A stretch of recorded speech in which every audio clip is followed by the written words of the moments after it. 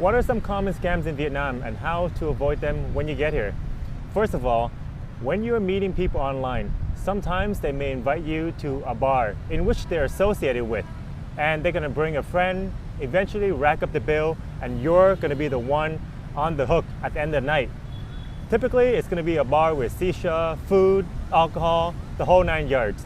So typically when you're meeting somebody, especially for the first time that you don't know, and they're Vietnamese, really pretty, good looking, with makeup and like very sexy clothing, choose the place where you want to meet. Don't go where they suggest. Typically a good place to meet on the first date is like a coffee shop or some street food, because these type of things are very casual and they don't cost a lot. Also, you can exit the conversation and maybe go somewhere else if you don't feel like you're vibing. But if you're committing to a long date, like going to a movies or perhaps going to a restaurant and have a fancy meal, what if you don't get along? Or what if the person that shows up at the place is not as you expect? So always choose a location where you are going to meet for the first date. Another common scams in Vietnam is the coconut guys. So typically you're going to see them around the Independence Palace, 34 Park, and they're going to offer you to take pictures, ask you where you're from, and be very friendly. Next, you can take a picture with their coconuts on a very traditional, we call it dong gan, and they're gonna open a coconut for you to take a picture with and maybe to drink. It looks like they're offering it to you, or perhaps you think a coconut wouldn't cost that much. But once it's open already and you're drinking from it, they're gonna ask you an exorbitant price in which you have to pay because you already drank or used the product. So avoid these guys. If you want a coconut, typically you go to a market or any kind of like cafe on the street, and they display like dozens of coconut in front of their shops. Just pick a really young one that's not swivel up, and typically the price is going to be 15 to 20K. If they ask you for something more, then it's typically a scam. Typically a good practice is ask them for the price and then sit down and then drink the coconut, because you never know, if a place doesn't have any menu, then perhaps it's going to be a scam. The third scam is selling fake tickets. Recently, a lot of people are going online and making scams out of selling fake tickets. For example, you buy a flight ticket to go somewhere within Asia or even Europe or North America. When you go to the airport that day, you get denied entry because this person essentially is selling that same ticket to multiple buyers. And the day that you attend, you realize that your ticket is fake.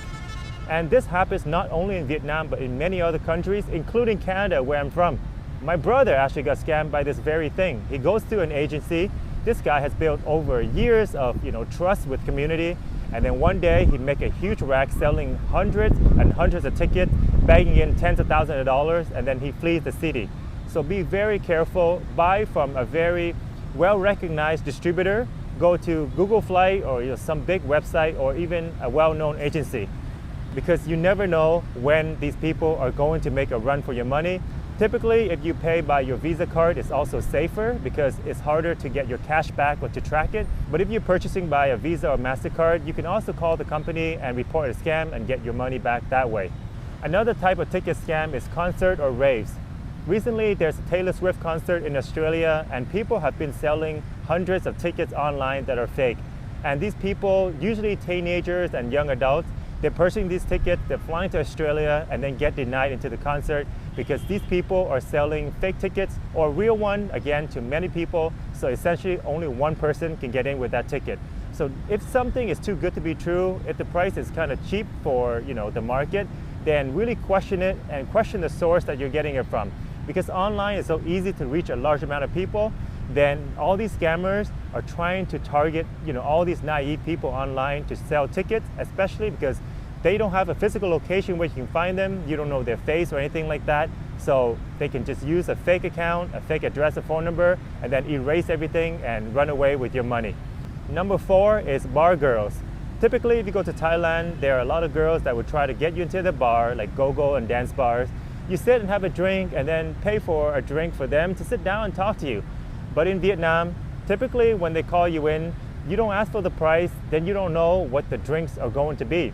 Second of all, there's something like extra charge, like seating fees, that typically they don't have in Thailand. If you say, get a lady drink, then she is going to be free to choose whatever drink is on there. And sure enough, she can order the most expensive one. So when you get up and pay for the whole bill, you can be very surprised of all the extra fee that's added on top and the very expensive drinks that you have bought that you didn't know about. Number 5 are motor scooter guys that usually roam around tourist area like Pasteur or Bui Vien. Sometimes they will sit on the motor scooter parked in very busy intersections. Typically, if they drive you around very touristic places like the cathedral or the post office or Bentan market, they're not going to get that much money out of it. So at the end of the day, they will try to get you to a very shady spot, usually just outside District 1, and then you get a service and pay them exorbitant fee to pay this guy in terms of commission. And if you get in this argument, then you have to walk back to District 1 yourself, or you have to pay for another ride back. So beware that these guys typically don't have the best intention in mind. Even if they go up and being very friendly to you and they show you good reviews, it doesn't mean that they're legitimate. Just hire a tour company or get a local friend that can bring you around places that are legitimate, that has good experiences, and charge you a normal price. Number 6, overcharging things. This may not qualify as a scam, but they're going to try to charge you double, triple the price of everything the local pays. If you watched recently, Ishowspeed have traveled to Vietnam in District 1. He walked aroung Nguyen Hue and Chợ Bến Thành and all that. And there's a guy that came up and tried to scam him when he was asking to go on those hoverboard. Typically, a person here would charge 50K to 100K at most for 1 hour ride on those hoverboard. But when Ishowspeed showed up, this guy asked for $100. That's right, $100, which is around 2.5 million Vietnamese dong. That's much, much more than what a typical Vietnamese person would pay. And also, Ishowspeed only went on that thing for like a few minutes or a few seconds. He didn't even use a full hour. Well, the thing is, these people are not thinking long term, and he's not the only one. There are other people that are always going to try to charge you a higher price because they don't think you're coming back. They don't think that you live here, you're an expat, you're going to come around these corners again, and you don't have no friends. You're just here for this one day or something. And then they're going to try to get the benefit at first hand, which is try to charge you as much as possible, pocket that money, and then that's it. May not see you ever again. But this guy here that scammed Ishowspeed, he is on like a big platform. I mean, he saw a lot of people around, so surely he knows that this guy is a very famous live streamer or YouTuber, and he still scammed him. Well, sure enough, a couple days later, he was asked to go into the office and question, and maybe they got charged, or they maybe took their license away, not allowed to go work on the street anymore. But yeah, these guys have been asked to go in for questioning, and they're in pretty big trouble because this is going to affect the tourism for all of Vietnam. It's making Vietnamese vendors look bad, basically, especially on an international stage like this. They cannot let it go easily. So again, if you guys are going around, tourist area, make sure to ask for the price and maybe ask at a few different places before you commit to anything, because you never know. It's from hoverboard to clothing or even food. For example, if you go to Chợ Bến Thành, a typical thing would cost 50 or 80K. They're going to try to charge you 200 or 300K and expect you to bargain. It's like a cultural thing there. So when you come and they say the first price is 300K and you buy it, then they're going to see you as a fool because they expect people to go there and bargain. So if you watch any TikTok or YouTube video, you're going to see like a lot of YouTubers and streamers that go in there and they bargain anything from like 50 to 80% off the original price. So it's like these vendors expect you to do that, and I don't know why they do it, but when you go in there, especially Bentan Market or the Saigon Square, you have to bargain a little bit, or at least try to get to know the real prices of things in Vietnam before you buy anything. Unless you don't care about the money, you want to help out these local people, then sure.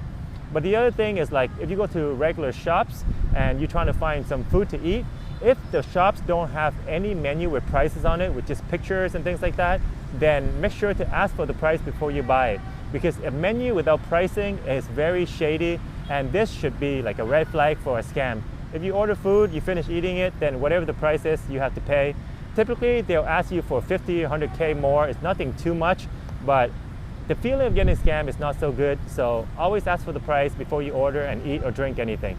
Number 7 is people begging on the street. If you walk around Phạm Ngũ Lão or Bui Vien or Trần Hưng Đạo area in District 1, you're going to see a lot of people begging, especially women and children. Sometimes they are pulling on your shirt, tugging on your pants to ask for a change, or they're going to do something like spitting fire to perform, and then they come around and ask for money or sell some snacks. So are these people really poor or homeless and trying to make some money by begging or selling little trinkets? Or is there an organization behind them? Or at the very least, irresponsible parents? Now the thing is, yes, you can help little kids that are poor, they're trying to sell something and make some money, but you don't know if there's somebody using these little kids or these innocent women and going out there and begging for money. And then at the end of the day, they don't even get to keep the money that you supported them with. So the best way to help them out is maybe buy them drinks, water, or food. Because if you give them cash, you don't know who is standing behind them and at the end of the day collecting that cash. And you don't want to perpetuate the problem by giving them a lot of money, because these people will then recruit more children, disabled, old people to go beg for more money, which then will throw these people in a very bad circumstance that they wouldn't otherwise be in. Especially those spitting fire is very dangerous. If you don't do it properly, you're not a professional, you may swallow some of that, gasoline. Over time, it's going to be very bad. At the very least, it can be bad for your mouth, the cavity area, even if they don't drink it. And then spitting fire, there's a lot of hazards. And when I walk by those stuff, I really don't appreciate those fire spitting thing on the street, because it's a nuisance really if you're just walking around trying to, enjoy the view and suddenly someone's spitting fire and like this blowing heat right at your face. So I would not support those kind of people. And if you do, again, buy them food or drinks. It's the best way to make sure that they don't go hungry, or you have some clothing, give it to them, a hat or something like that to help protect them and be safe, from the harsh weather of Vietnam.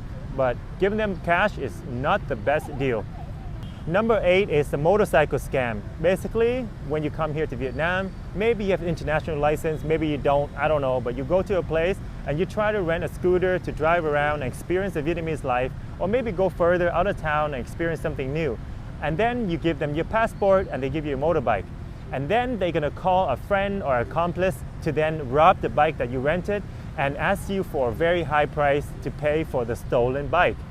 So what you do is you never give them your passport, because that's the most important thing you have. When they have that, they can demand a lot of money.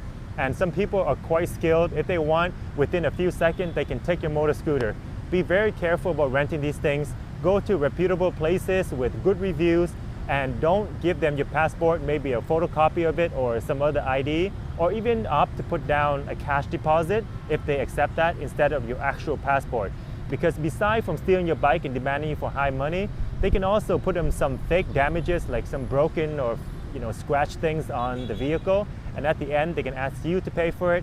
So to avoid this, also take a camera and go around the vehicle that you're renting and really film it in detail, inside and outside, to make sure when you return it, you have proof that is there before you rented it, or even bring it to the attention of the person that, hey, I saw something, this is broken already, before you take the bike out of the shop. So be very careful around these things. Always keep your passport on hand, never give to anybody, because you never know. At the end, if you lose 2 mil or 3 mil Vietnamese dong, it's better than not having your passport to go back to your country or continue your trip. So what other scam did I miss? Did you guys get stuck in any of these scams? If so, put in a comment below so we can all learn about it and avoid it in the future. Have a safe trip and see you in the next video from Saigon, Vietnam.